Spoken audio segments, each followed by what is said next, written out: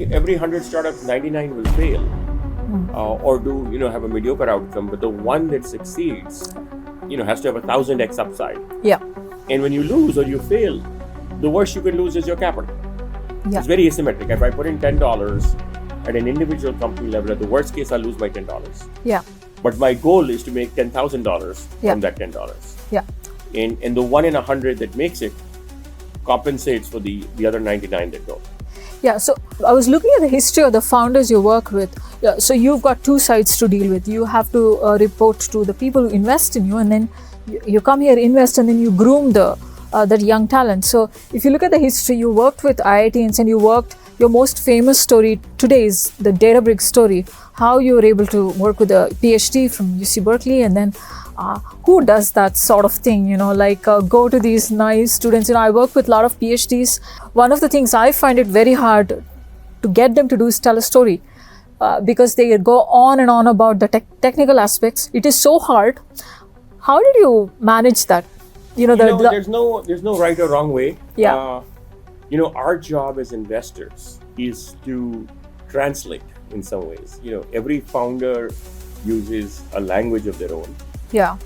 Very technical founders, as you rightly said, are very technical. Very technical. Yeah. And so they're not storytellers. They're not. They're not. Yeah. Not all of them. Some of them are actually. You'll be surprised there are some technical founders that are storytellers, but many of them are not. Yeah. And at the same time, the best founders have some clear insight. And so, if you take Databricks as the example, Databricks came out of Jan Stoica's lab. Yeah. So Jan and his students, Mitei, Ali and others sort of started the company together. And I remember even today vividly, 14 years ago, I went on this walk. Now 15 years ago, I went on a walk with Jan when he first started to talk about Spark. And he was really clear on why Spark was a better algorithm and a better approach than the alternatives that existed in the Hadoop ecosystem. Right. And he was also clear about the constraints. Mm-hmm. It doesn't have an underlying storage layer as part of that, and therefore they had some constraints related to what Hadoop could do.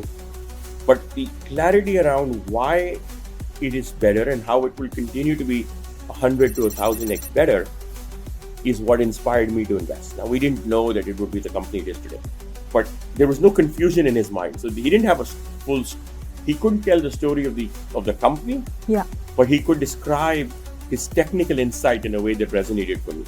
Yeah. Same thing for Mohit Aron.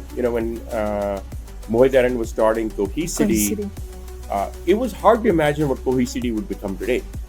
Yeah. But I think the clarity of thought he had around the notion that enterprise data exists in so many data silos. Yeah. And even technologies that had emerged in the past, none of them actually really created a unified data layer. Yeah. And he talked about how the Google file system that he had built had done that at Google. Mm-hmm. And he wanted to replicate the Google file system for every large enterprise. Yeah. Which had, data in the same scale, may not be exactly the same order of magnitude, but in the same zip code. That insight resonated for me. Mm-hmm. And he had clarity on what it would take to do that. Mm-hmm. And then around that insight, you build a company. And, you help these founders tell stories. Yeah. But then for you to sit in the shoes of a PhD, both of them are PhDs, Databricks and Mohit Aron, you have to be like a PhD yourself, isn't it? Not really. They are so much more smarter than I can ever aspire to be. They're so much more knowledgeable than I can aspire to be. They have a lot of complexity in their communication that I can tell. But to think like a PhD takes one to know one. I would not take any credit like that. I think in some ways the lack of depth that they have helps. It forces them to simplify for me. So it enforces me to sort of say, look, I don't understand all the details that you're saying, but help me understand the one or two things that really matter.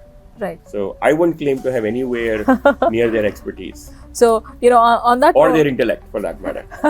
You're very humble, Ashu. But on that note, do you see a distinction of the IITian founders when they come to you and pitch? I know you vouch for clarity. Probably the IITian training helps them assimilate data around clarity in communication. But do you see that IITian training grooms them for that kind of clarity? Or maybe not? I think in general, what you'll find is that founders who grew up overseas, whether that is IITians or Indians in general, or even someone like Jan who grew up in Romania, For founders who grew up overseas don't have the same exposure and training in communication skills.